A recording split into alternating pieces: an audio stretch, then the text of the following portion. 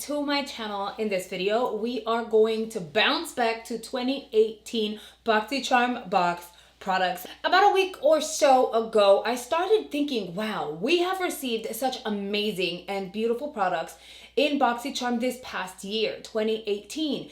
And we're all looking forward to like all the newer stuff, which is wonderful. But at the same time, I'm like, we should revisit like our old stuff, because I know that I don't revisit all like the stuff that I've received in the previous year all that often. So I did put up a poll and I asked you guys to let me know which items that we received last year you're interested in seeing me put together and create a makeup look. And this is the look I came up with using the items that you guys asked me to use. Without further ado, if you'd like to see how I came up with this look using Boxycharm products that we received in 2018, keep watching. I think I got a really good selection of products that we received last year in Boxycharm subscription service. And the fun part is that I allowed you guys to choose what items you guys wanted to see me bring back for a full-on look. So everything is going to be Boxycharm related except some tools, my foundation, and my concealer. So let's hope this all works out for the best. The first product I'm going to use is this Cover FX primer over here. I'm almost done with it. I usually go with an illuminating primer, but this primer is really nice. This is a blurring primer, and it is Cover FX, and it's full size, and we did get it in a Boxycharm box. For those of you who are not familiar with it, this look like this. It's a blurring primer. So in this sense, I would just apply it in areas where I feel like I want some blurring effect. So like around my nose, because even though I don't have like large pores, I just want certain areas of my face to be somewhat diffused. So center over here, here, and here. Also, my T-zone is the oily area on my face, so the primer is really going to help out with that. For foundation, I'm going to use this as a base. This is the Hollywood Flawless Filter by Charlotte Tilbury. So you can just apply this on its own, or you can add a foundation over it. I am going to see how I feel about it. I might just leave it alone after blending this out, or I might just add a very small pump of foundation. The brush I'm going to use is this one right here. This is the Luxie 732. I got this in the Luxe box, the first one that launched, which was in September of 2018. And okay, I think I'm just going to kind of stick to this Flawless Filter because I don't want to be too extra, but I do want a little bit of coverage. So we're going to go ahead and move on to concealer. For concealer, I'm going to use the Makeup Revolution concealer. This one is in C10. I've actually really been enjoying this concealer. I've been addicted to my Tarte Shape Tape for like the longest. So I'm actually really happy that I've tried something that's affordable and from the drugstore that is like readily available. To set my concealer, I'm going to use the Pretty Vulgar Setting Powder. I know so many people were bummed that they didn't get it. I hope that they end up putting it in the charm room if they haven't already, because this powder is a really, really nicely fine milled powder, and it just, you can either bake with it or you can totally just kind of do what I'm doing right now. I do both. Sometimes I bake and it picks up fallout really nicely so it doesn't ruin like your canvas.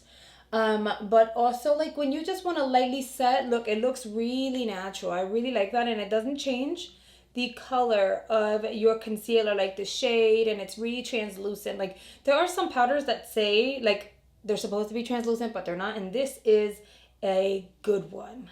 I moved on and primed my lids so that we can move on to the really fun stuff, which is eyeshadow. I am going to use the Alamar Cosmetics Reina del Caribe Volume 1 palette. I know they released the second one. I'm still kind of iffy just because like we get a lot of pops of color palettes, so I don't know that I kind of want to dive in and get that one, but we're going to play around with this palette here. I feel like I definitely want to use the green, maybe, which is Celia, and maybe El Malecón along with Coco Taxi. So I'm going to zoom you guys in and start playing around with shadows. Okay, now we're really kind of close. So what I am going to do is I am going to dive into Coco Taxi first. I usually, in a palette like this, I usually will go for a orangey color if there's no like very light cream or beige shade. And I'm just going to apply that all over the crease and then blend it out. I am, if you notice, like for my nails, I have lavender. I am so ready for spring, like it's no one's business.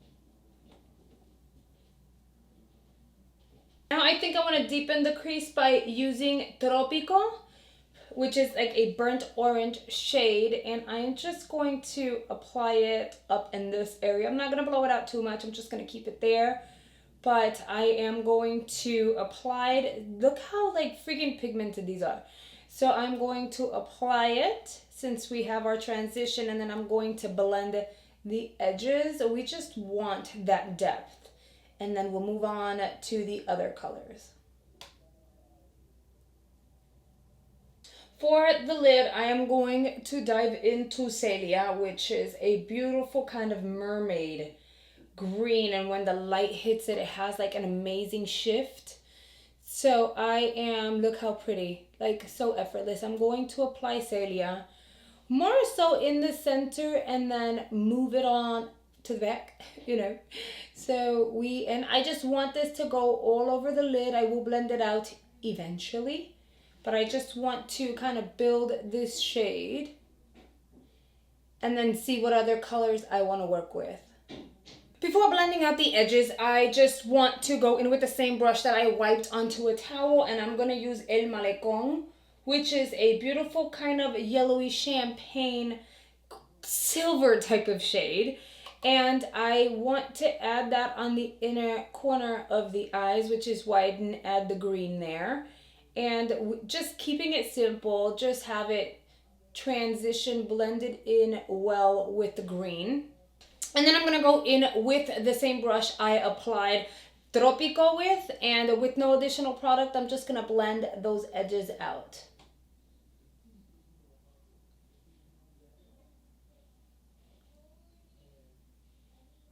Now that I've achieved the gradients that I want, I'm going to lightly tap into Cafecito, which is a very rich and beautiful brown, and lightly will be tapping on the outer corner just to add some depth, but I don't want to change. So we're just going to deepen the outer corners just a little bit. I don't want to change what we have going on. You can see the orange, you can see like the burnt orange, you can totally see the brown, the green, and then the light. So it's all about building color without really changing the shade. And I think I'm going to leave it alone right here because it's kind of like what I want.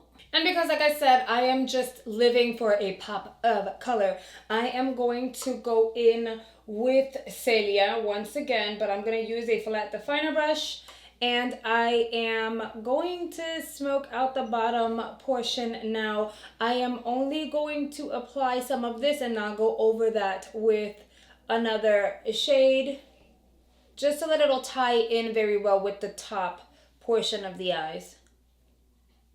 I will now dive into Cafecito again very lightly, and I will just darken as close to the lash line as possible. Just darken it a little bit because I'm not going to apply any eyeliner today.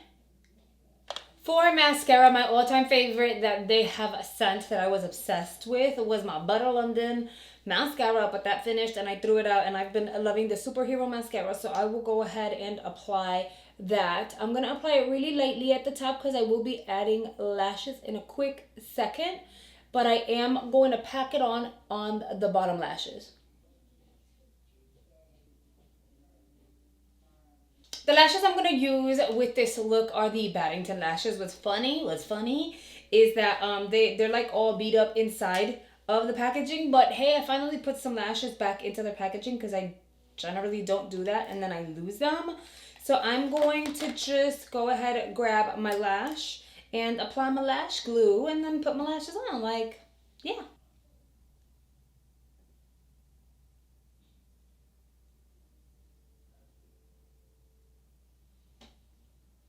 Moving on to the rest of the face, I am going to go ahead and use this brow pencil over here. This is the IT Brow Power Pencil. Look at like this. It has a spoolie on one side and then the pencil on the other. This one is in Universal Taupe. Honestly, this is actually another one that I purchased because I received one in Boxycharm last year and loved it so much. So much so that I ended up buying like 3 backups, and this is my third, so I need to get another one. But yeah, so we're gonna go ahead and fill in our brows.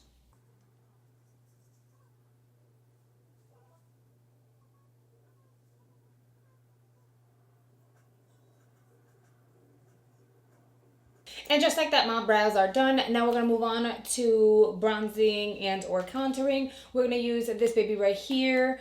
And even though the shades were a little like weird to play around with, I've dipped into these two because this is way too pink for me. So I've mixed these two together and they've worked pretty well. So I am going to grab this brush, tap out excess, and blend out. Let's see. This was a good product when we initially got it, but then we've received like other really good stuff and I totally forgot we had this. So thanks to you guys for reminding me. As a blush, I'm going to use the Note Cosmetics blush. This one is in Desert Rose.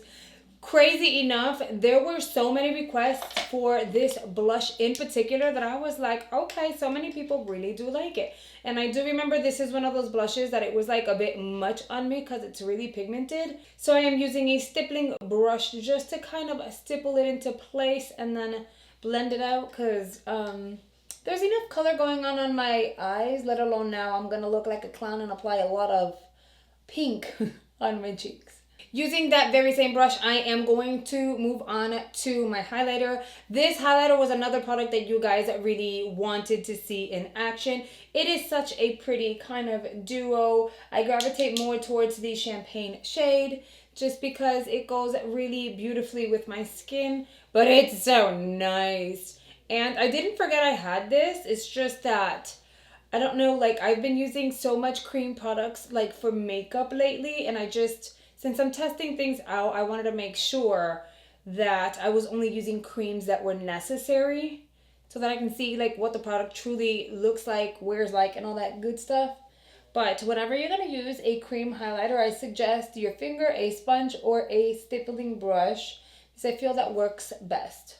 For the lips, I'm going to use the Tarteist Lippy in Delish. This is a little darker than I would have liked for this eye look, but you know what? It still works. So we're gonna roll with it. And honestly, so many people were looking forward to these Tarte Lippies. So I'm really excited that I received one. And then to finish this all off, I am going to use the Cover FX Setting Spray, which I didn't receive in Boxycharm. I ended up buying it because I missed out on that month's box. So it is a beautiful, beautiful, beautiful setting spray. I feel like it adds to the luminosity without being too much. And it's like really comfortable and it doesn't have a really heavy smell either. All right, guys, and this is the final look.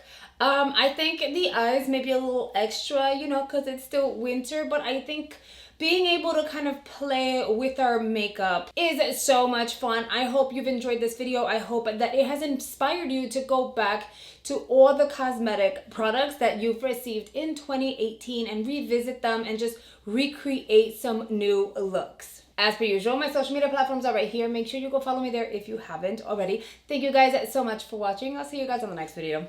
Bye, guys.